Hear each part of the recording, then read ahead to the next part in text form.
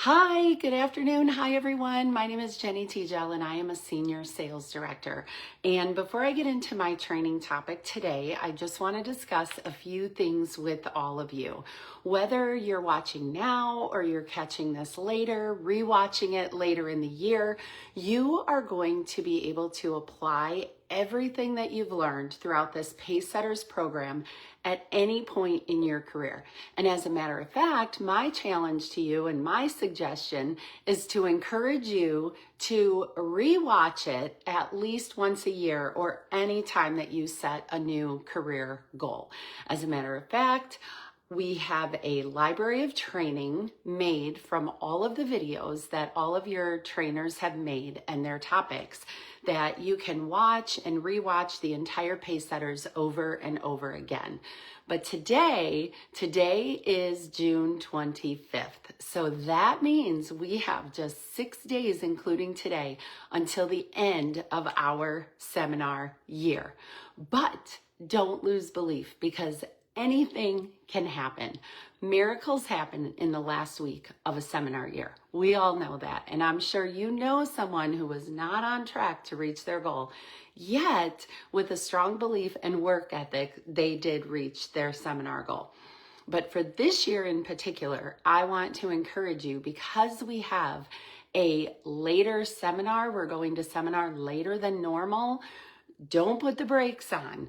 You want to be sure to use these next 6 days to not only finish and reach your goals for this seminar year, but you want to use them to build momentum and be at the starting gate for your next seminar year. So we want to push through June 30th into July 1st and make sure that you start next year strong while you're wrapping up this year. You want to be sure that you use this next 6 days to build momentum and celebrate your biggest win and victory, whatever that looks like for you for June 30th, but also pretend that June 30th is a yellow light that you need to get through or you're going to be late. And so you want to put the pedal to the metal, full throttle through June 30th, so that when July 1st comes, you are full steam ahead. My topic today is career surveys, career chats, sharing calls, whatever you call them, opportunity chats, coffee chats, what have you. So I want to teach you what to say for a career survey or career chat.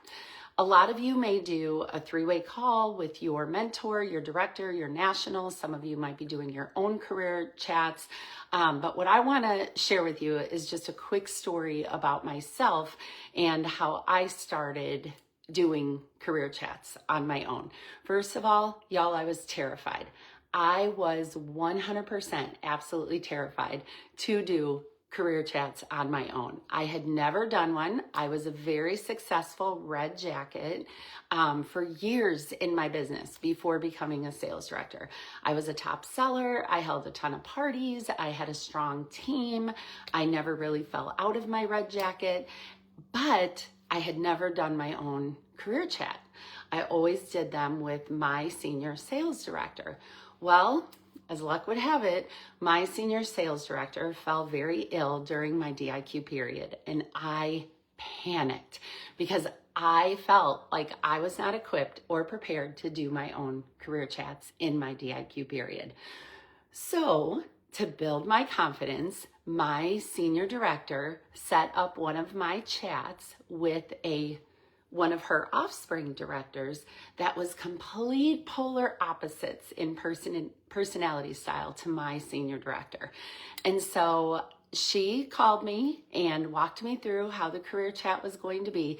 Now, first, let me back up. My senior sales director is the epitome of grace, always says the right thing.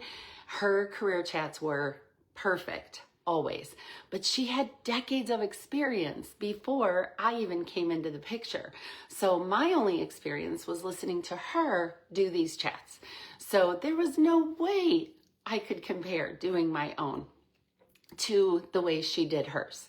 So she set me up with another offspring director of hers to do a couple of my chats, and we had three. We had three scheduled all in one day, back to back, and so Sue was going to help me, and she was going to do my three-way calls for my first 2 months in DIQ. My senior director told me I got 2 months, then I was on my own if I didn't finish.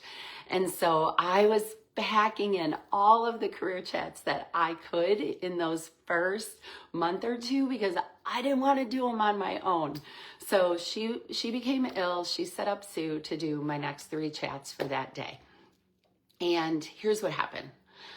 I sat on the phone, I introduced my prospect to Sue, and then I was quiet, muted my phone, and she proceeded to do the chat.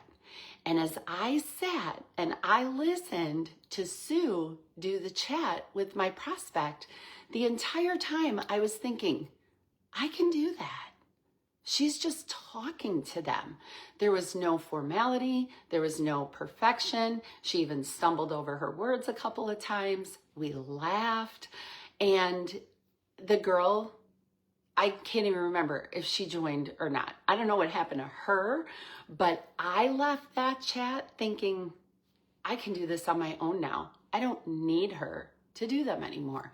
So I even canceled Sue from doing the next 2 chats for me that day, and I did the rest on my own from that day forward. And so sometimes I think we get caught up in the comparison game, or we think we have to say a certain thing or act a certain way or compare ourselves to our senior directors, our recruiters, our mentors, our nationals. And we think that if we are not a mirror image exactly like them, talking like them, sounding like them, looking like them, that we can't possibly recruit anybody. And I'm here to tell you that that is not true. You have everything you need to be able to hold a successful sharing call. And even if your director wants you to do all 3-way calls with her, I want to encourage you to just try and do one on your own at your next appointment. Or call your best customer and just say, hey, Cinda, this is Jeni with Mary Kay. I'm calling to check on your products, but hey, I have a favor. I have an extra Fancy Nancy lip gloss laying here, and I would love to just gift that to you if you would ever do me a favor. I'm trying to sharpen a new skill, and I feel comfortable with you. So would you do me a favor? Could we just do a chat? And I don't even care if you've never thought about Mary Kay before for yourself, but if you would just entertain the thought of pretending that you might someday be interested, just so that I can feel comfortable enough to do these calls with women who actually are interested, I'm going to give you this Fancy Nancy lip gloss as my gift to you, just for doing the call with me. So would you mind? And maybe you could come up with 3 to 5 questions about a Mary Kay opportunity. And again, I don't even know if you're interested, and it doesn't matter to me whether you are or not. But if you could just help me perfect this skill so that I could build my confidence, I'll have a gift for you, and I really appreciate you. You guys, that's what I do anytime that I'm not feeling confident with something. Even as a director, when a program changes or a system changes with Mary Kay, look, we can't do anything about that.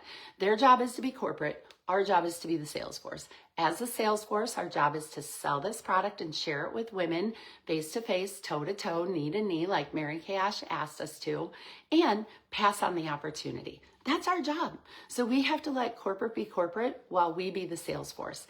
And we do our job by selling the product, sharing the opportunity. Selling the product, sharing the opportunity. So what do I say? Anytime I want to sharpen a skill, I go to my best customers and ask for their help. Will you help me? Mary Kay just changed this program. Would you ever consider trying this product? Because Mary Kay just launched a new product. Mary Kay just changed our foundations. I need help matching. Mary Kay just changed our inventory program, and I need to talk to some people about it. Can I share it with you? Whatever it is, go to your best customers and ask for their help. They will be willing to participate with you. So what do I say for a career chat or sharing call?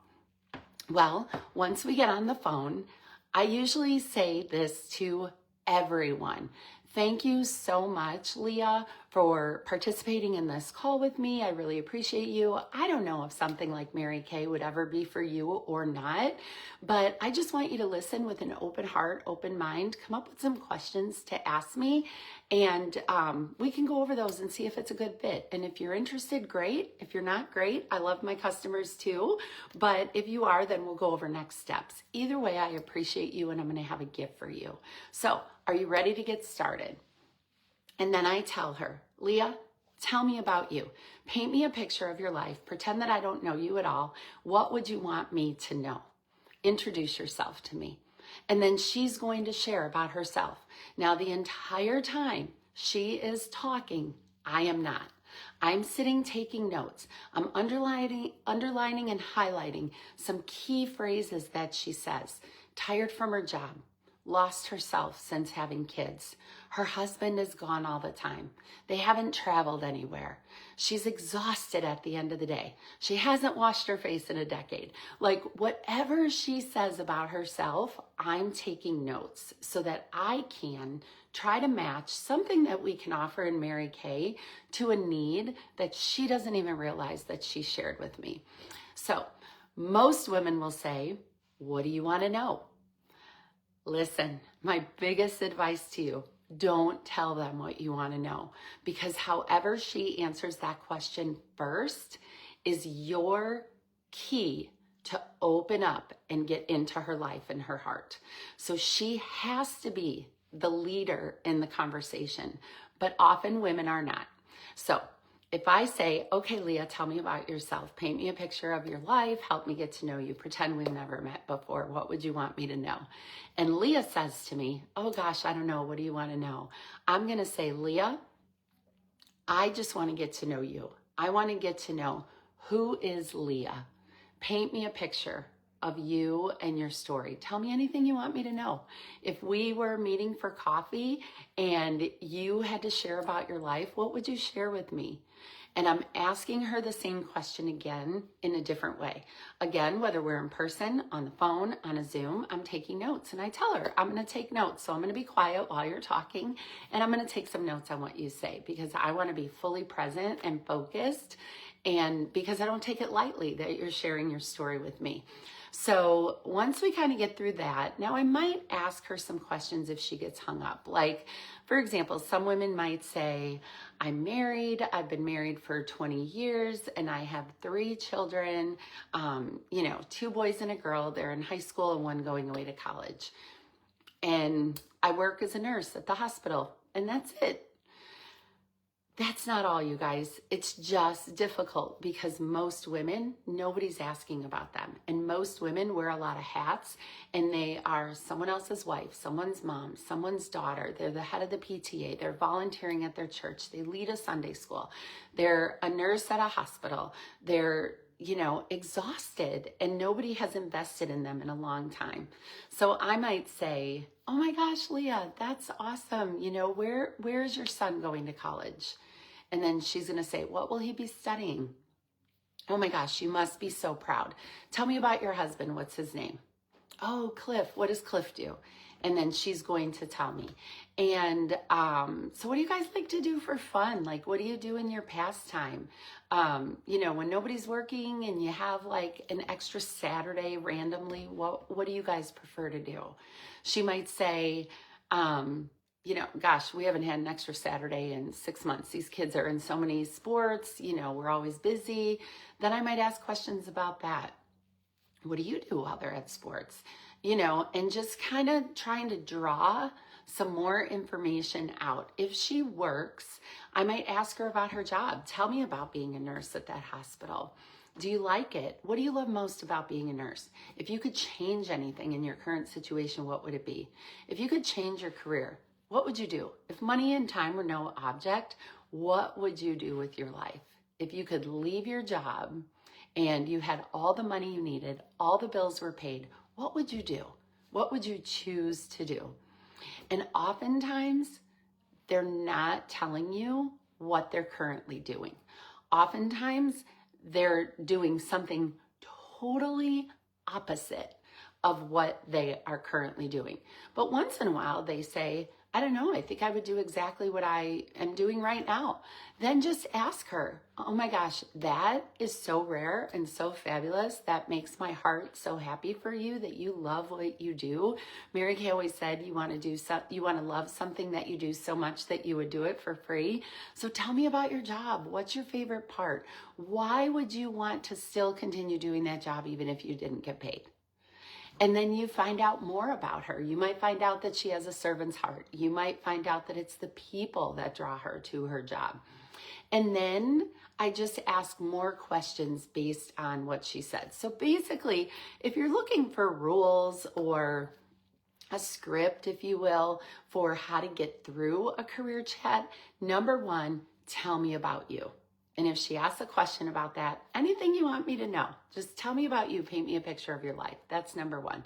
What do you love about what you do? What do you need most in your life right now? If all the bills were paid and money and time were no object, what would you do? That opens her mind to dream. It's probably been a hot minute since she has dreamed a dream or even thought that she might be worthy of a dream or even have a dream. She might not have dreamt anything since she was a little girl. So tell me about you, and then sometimes I might ask her, like, are you familiar with Mary Kay? If I don't know her very well, or if she, have you ever heard anything about the opportunity? Tell me what your knowledge about the Mary Kay opportunity is, or have you had any experience with the Mary Kay opportunity, depending on what she says. I really don't talk about myself a whole lot except in a story. If she says something about her kids in response to a question that I asked her, I might just say to her, oh my gosh, that's amazing. My daughters are in dance too. And weekends, we're always at a dance, something or other, or fundraising or blah, blah, blah. What's your role at your dance studio? Like, I try to find common ground.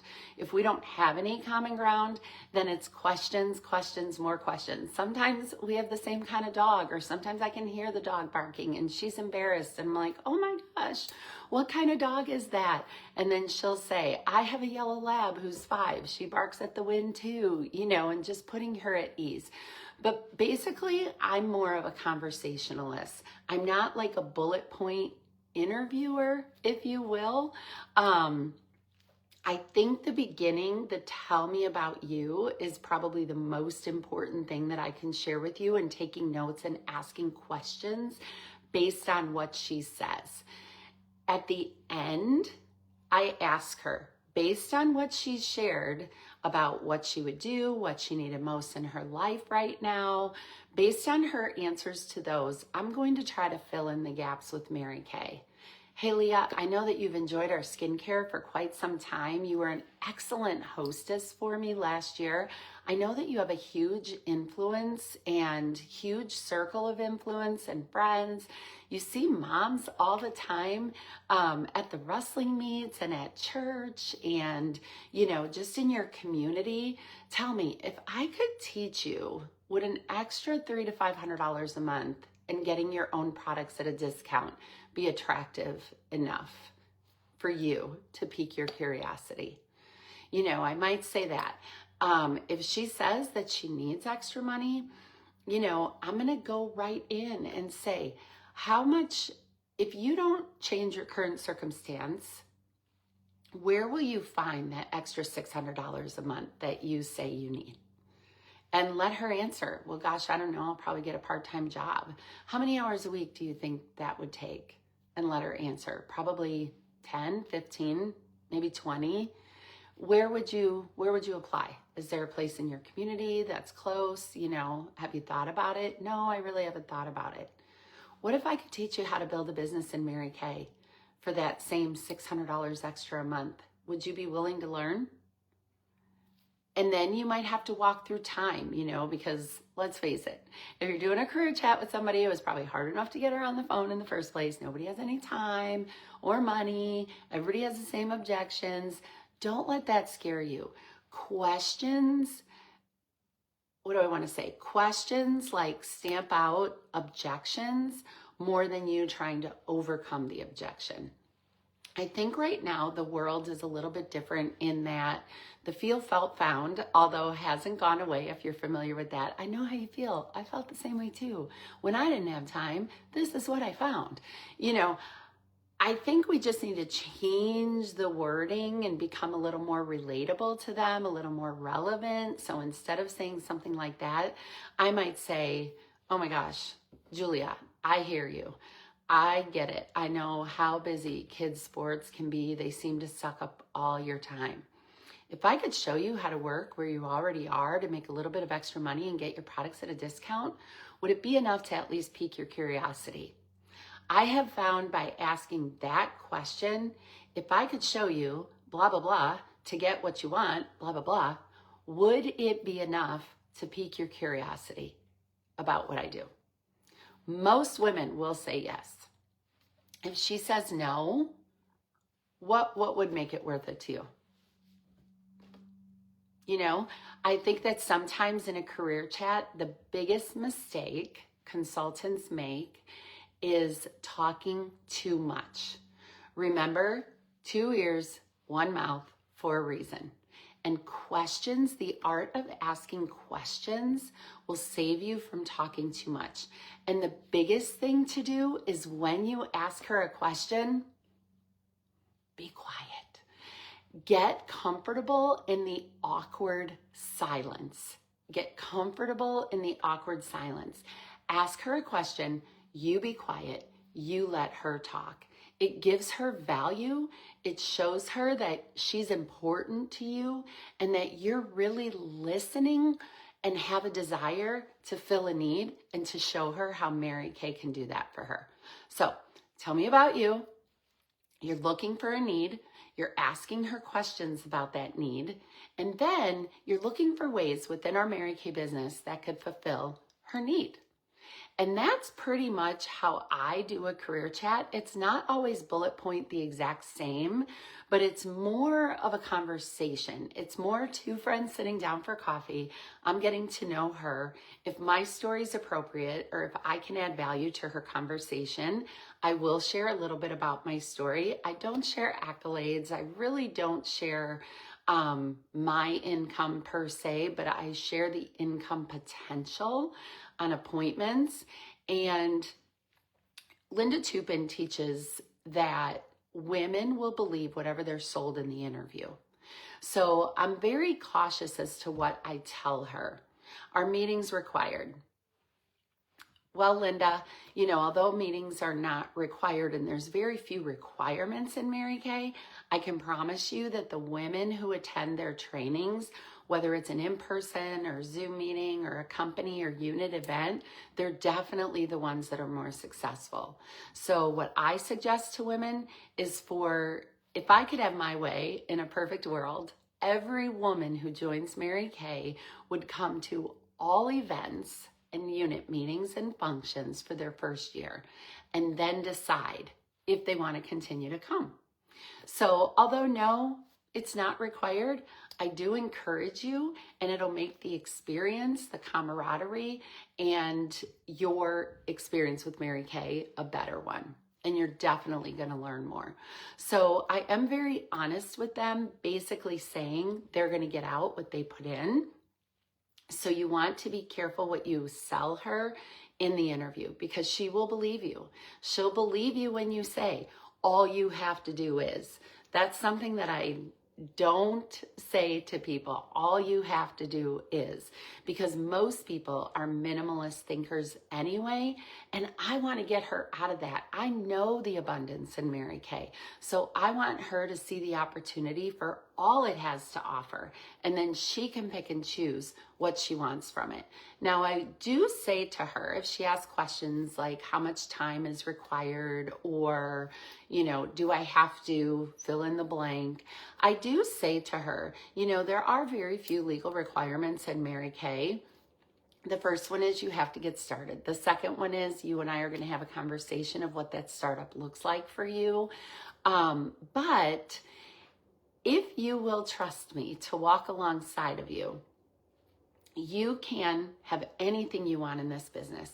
It can be as simple as you getting a discount on your products and selling product to a handful of family and friends, or replacing an income and earning prizes that are limitless.